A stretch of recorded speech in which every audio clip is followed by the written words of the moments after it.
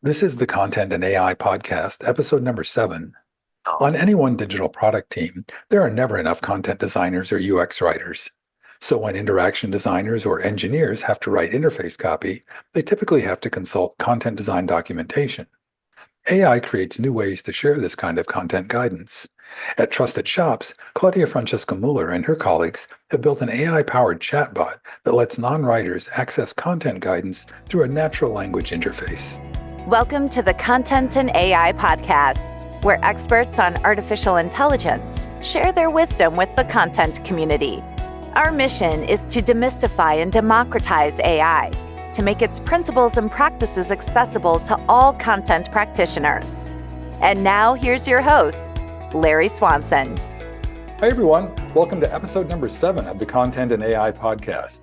I am really delighted today to welcome to the show Claudia Francesca Mueller. Claudia is a multilingual content designer and a localization lead at Trusted Shops. So welcome, Claudia. Tell the folks a little bit more about what you're doing these days. Hi, everybody. Thanks a lot for having me, Larry. So, as you said, I'm a content design and localization lead at Trusted Shops. So Trusted Shops, for the ones that don't know what Trusted Shops is, it is a German e-commerce software as a service company. So we certify shops. And if you're a trustworthy shop, you will get a badge and you can start collecting reviews. So we offer a review system management to the customers or shop owners. And for the consumers, we offer a buyer protection.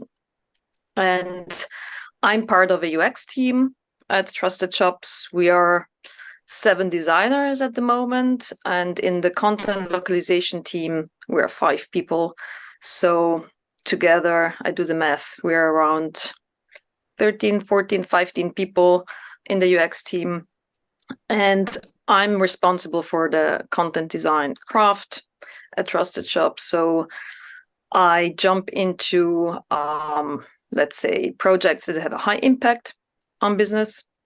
But I'm also responsible to develop the craft. That means helping others in the team to write UX copy. Okay. So one of the things that actually was part of this lately was developing a UX writing body called Piuma. So that was one of the projects I worked on it this year. I can tell how we came actually to build Piuma, the chatbot.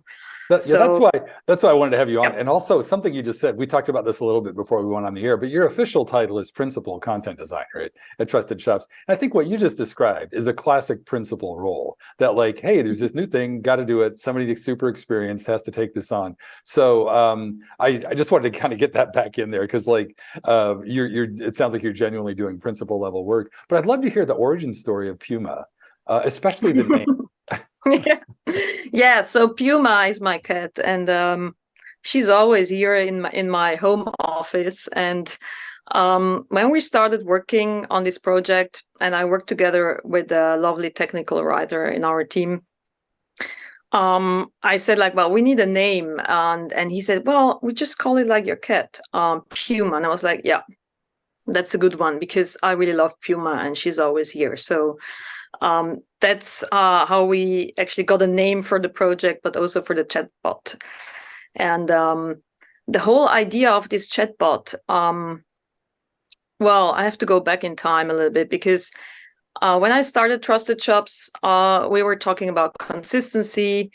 There was no consistency. There were a lot of kind of voices, casual, funny, like you could see like whatever you wanted to see in our just in our content, in our UI. So we thought, well, we need like consistency, so let's develop a voice and tone guideline. And that's also what we did. But after like just doing all this work that actually took a year, because as I said, I have like other tasks. That was just a side project.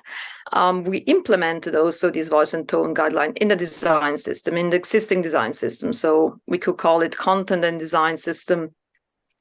Also actually for advocacy reasons, of course, when it comes to content design.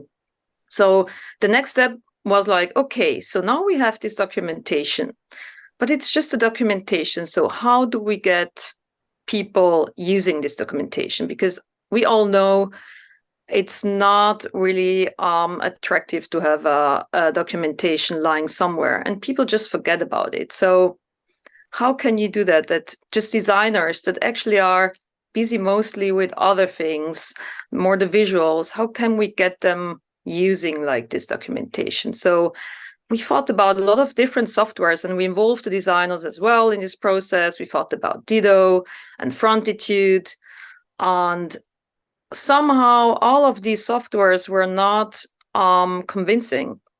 Designers were like, yeah, we don't know. It's like, it seems like a lot of work. And so we were like, okay, so if this software are like not the solution, or are not actually what you need in your daily life, on your daily work, let's find something that works for you. So we did a survey and we did research with the designers, and OpenAI came up. So one of the designers just said, like, literally, wow, it would be so great to just have like a plugin in Figma, and we can just like, you know, like ChatGPT. And then I was like, and then at the same time, I saw somebody from Expedia that was posting on LinkedIn about a chatbot. And I was like, okay, I was just making the connection. Okay, just have like our documentation as a knowledge base and data, then we can use actually for the chatbot. And we build a chatbot in Figma.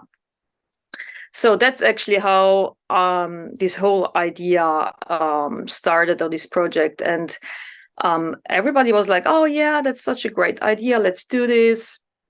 So of course there was like missing knowledge in this whole project that I couldn't fill, because I've never built a chatbot. I mean, I know OpenAI, yes. I slightly knew what an LLM is, but okay, how do we connect like this data? How do we get a chatbot, a user interface? So we needed an expert. And luckily enough, I had one at hand here in the Netherlands, and a conversational designer expert. And so we asked her, like, would you be interested to help us for this project? And she was like, oh yeah, that's such an interesting project. I really want to help you. And so we hired her, and she helped us with the first MVP and the concept of talk to your style guide. And so she recommended to use Voiceflow.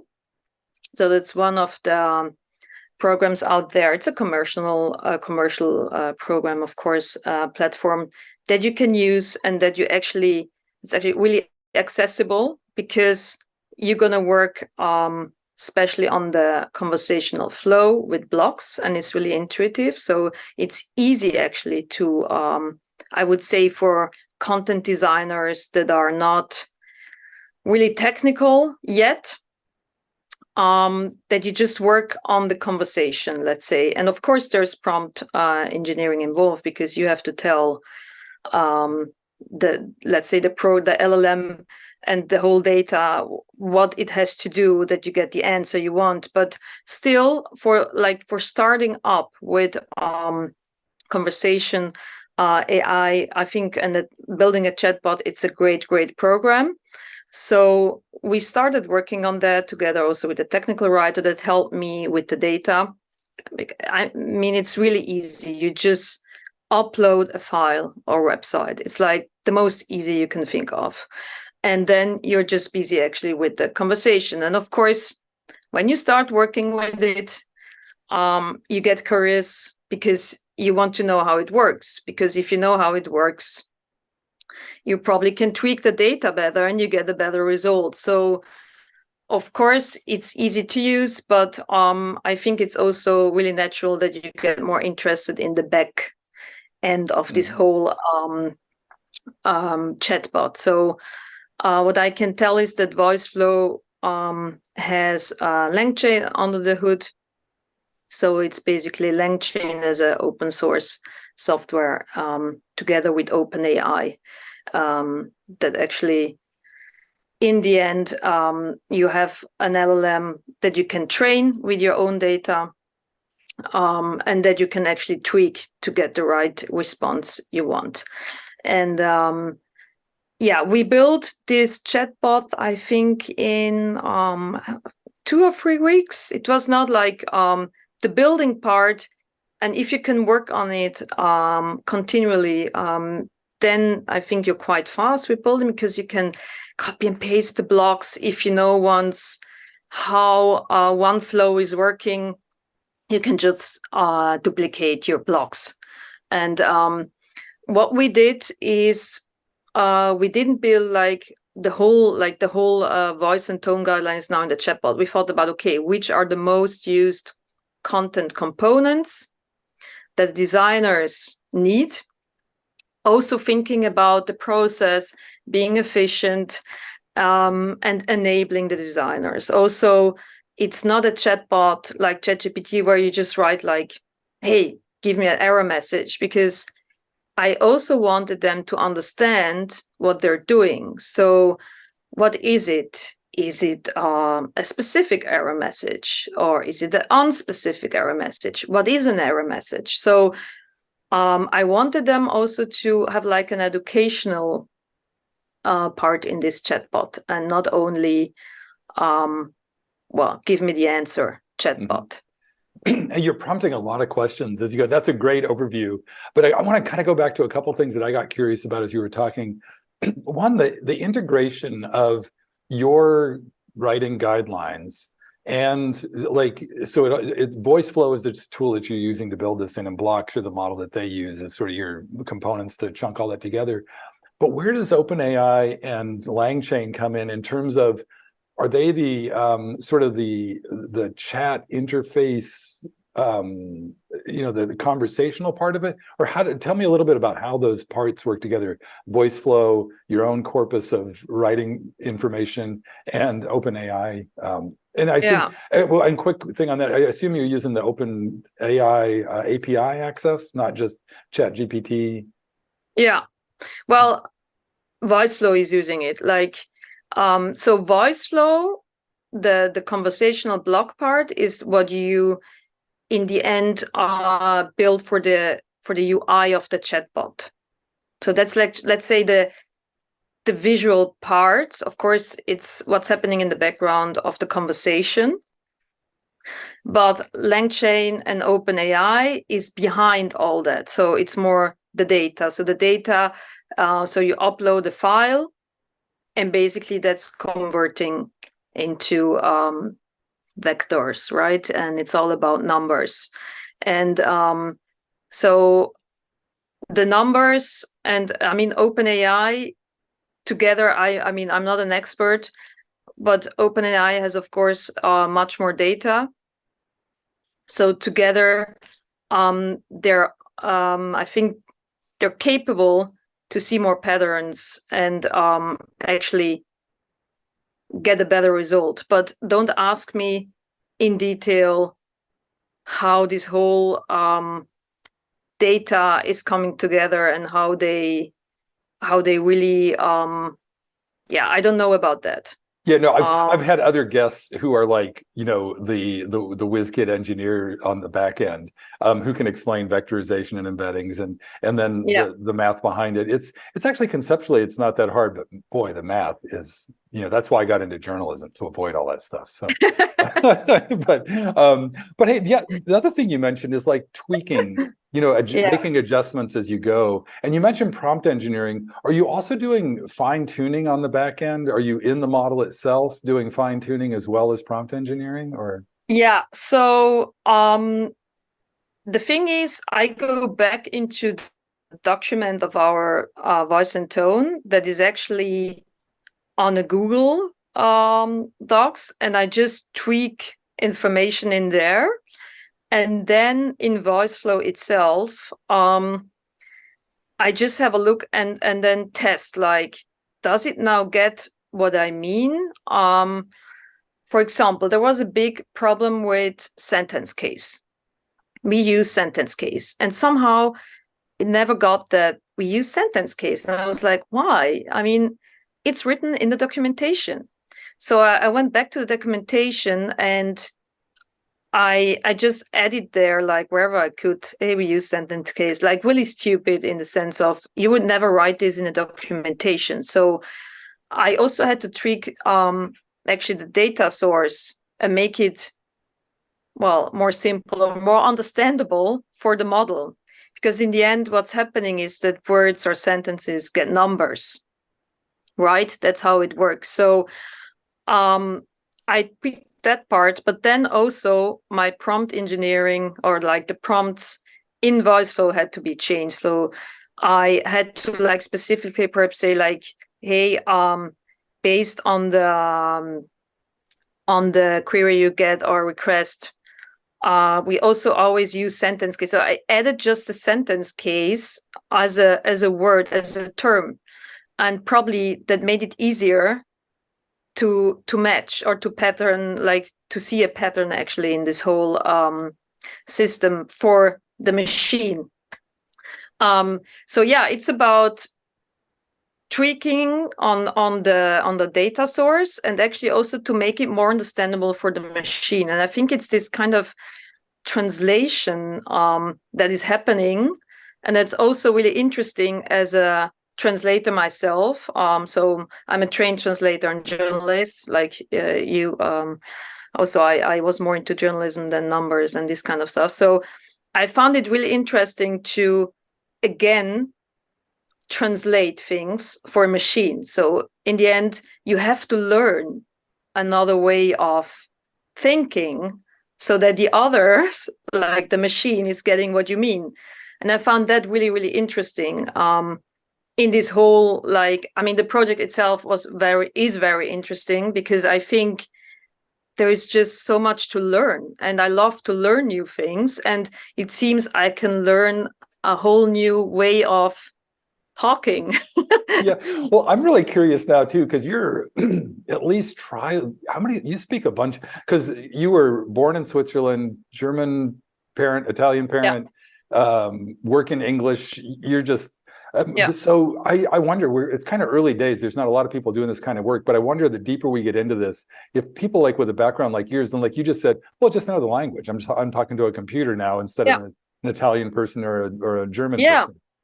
And it's just really interesting because every language has just its structure, and you just need to understand the structure and the basics, and then you can play around with.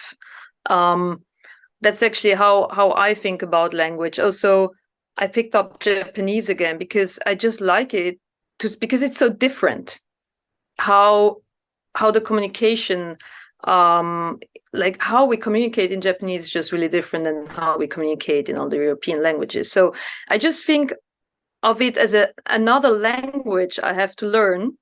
And I found it super, super interesting. And also, if you go deeper, of course, I'm like thinking, okay, how is this working with the numbers? Okay, but there probably I will stop. But thinking about coding as well, like, because most of these models are based on Python, for example. So I was thinking perhaps I should just also get into that to learn that as another language. But well, first I have to figure out better the prompt, and I think also just really how to talk to the machine. I have a role model for you. One of Bala's colleagues, our mutual friend Bala, who works at IKEA, one of his colleagues, Dan Porter, about 2 or 3 years ago, he was teaching poetry, and now he's doing Python programming and doing like deep AI stuff at IKEA. So it's not unprecedented, the path you're curious about. Hey, I wanted to ask another thing about just the sort of the day-to-day usage of this. Like you've learned all this whole new skill set and tooling, and you've done a lot of design work ahead of time, with the designers. And so you put it out there and everybody uses it just as it's designed and planned, correct? Yes, that's what we wish for. Sorry. That's the ideal case, but unfortunately that's not happening, of course. And I think it's just also something I have to learn, that everything I do, also with the voice and tone guideline, when we got it out there first, I was like, okay, my work is done.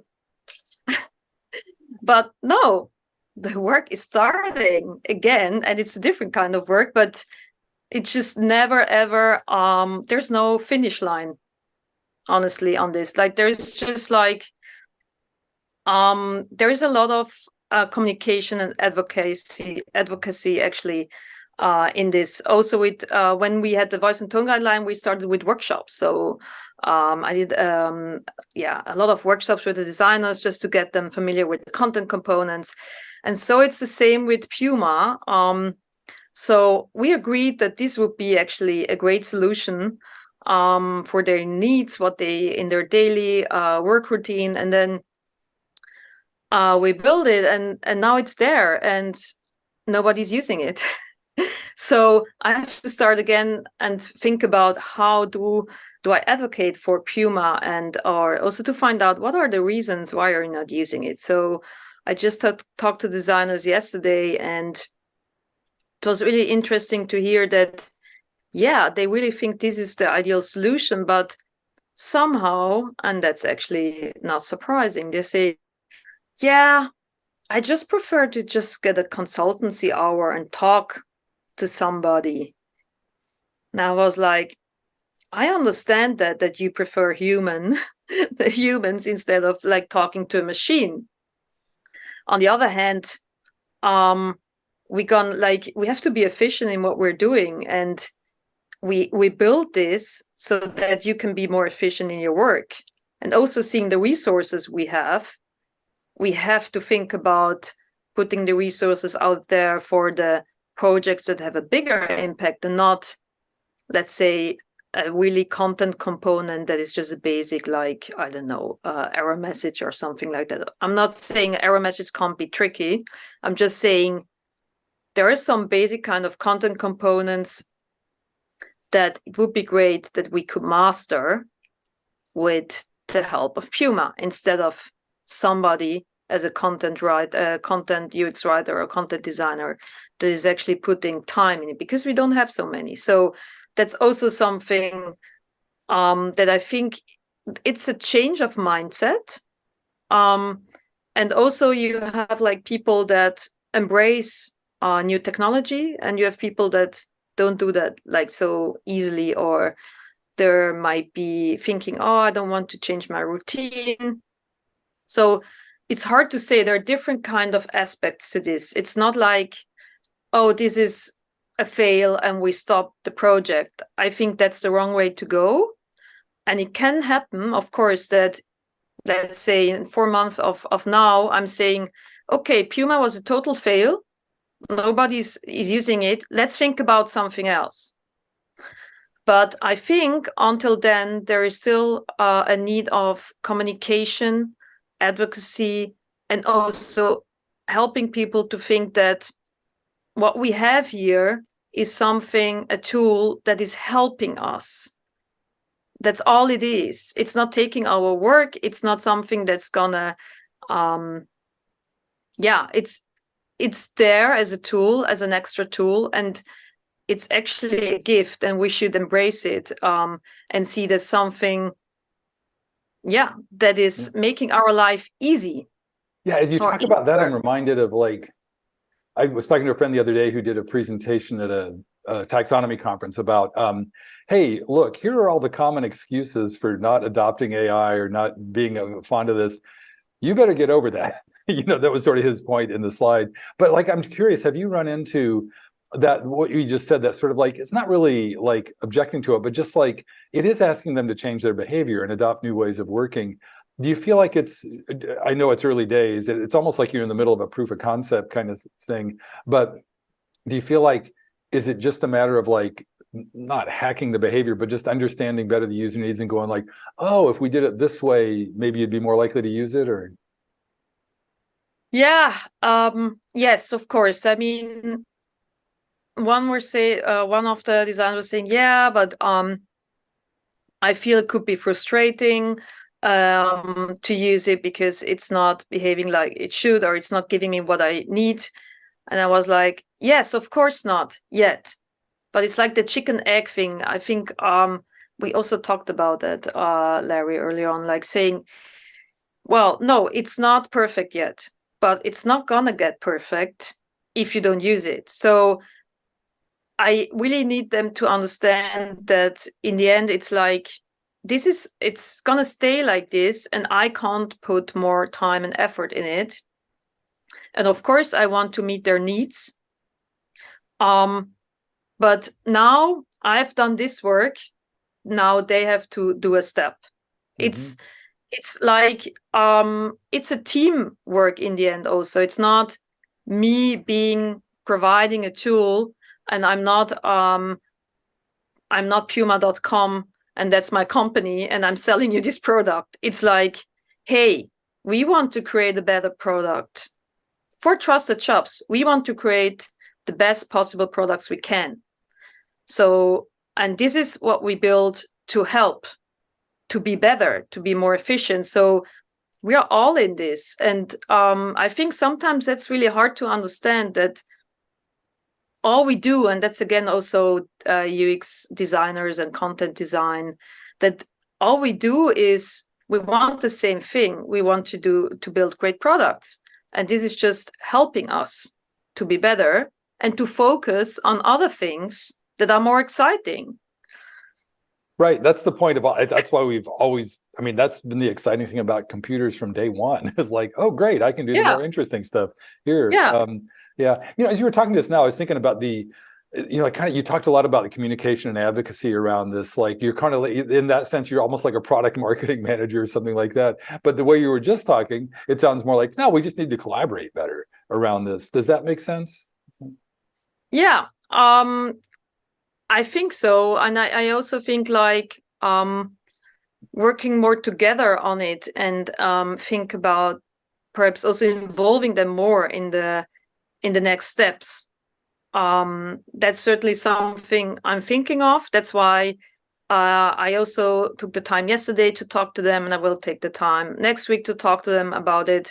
Also, I don't want it to become like this red flag, like, oh, now we have to talk about again like this chatbot, and so it has to become also something they like and they enjoy working with. And I also hear like, yes, it's really cool, it's exactly what we wanted. Yes, we want it in Figma. And I'm like, why are you not using it? Yeah, it's just like, yeah, I forgot. I mean, some just forgot about it. They just forgot that it existed. So that's also say something about how we work as humans, that we're just comfortable, like we just go back what we know, and the new things, oh yeah, that's an extra effort. I might not do it because I want to be safe, I'm faster, so I just do what I know. And yeah, it's an extra step, and it's an investment, but on the long term it's going to help us. And I think sometimes that's hard. It's a step out of comfort zone, and it's all what it needs. And that's not something you can, like, that's a mindset thing. And I think you can only talk about it, and it takes time also. It's not something that's happening tomorrow. Right. Well, in this world, it could be happening. That's the thing. Yeah. The whole AI world, that things are so quick. Hey, Claudia, I can't believe we're almost coming up on time. But before we wrap up, is there anything we haven't got to, or that you just want to make sure we cover before we wrap up? Yeah, I just want to I think I just want to say, like, we should embrace what's happening right now and see it as an opportunity to actually get better in what we're doing. And also just seeing that, and I'm really honest, I'm a really lazy person. And I think that's why I embrace every technology, because I think I'm just faster and I can get rid of the things I don't like. We can get rid of things that are just boring work. Why not doing it? So just like some things are, for me, really obvious, and I think like we should see it as something that helps us in our everyday life. But also, we have access to a world or for me, like that's how it feels that I hadn't before. So there's a lot to learn. And by learning, we also get better in what we're doing. And probably we also will keep our jobs. Yeah, that's the ultimate goal, because all this work is in service to something that leads to your employer giving you a paycheck. So, yeah. Well, Yeah. thanks so much, Claudia. Hey, one very last thing. If folks want to follow you or connect online, what's the best way to reach you? Yeah, LinkedIn. I think it's the best way to reach me. That's where you can find me. Excellent. Okay, I'll put that in the show notes as well. Thank you so much, Claudia. Really fun conversation. Thank you, Larry, and have a great day. For show notes and to sign up for our newsletter, visit our website at contentandai.com. And please rate and review us on your favorite podcast platform. Thanks for listening.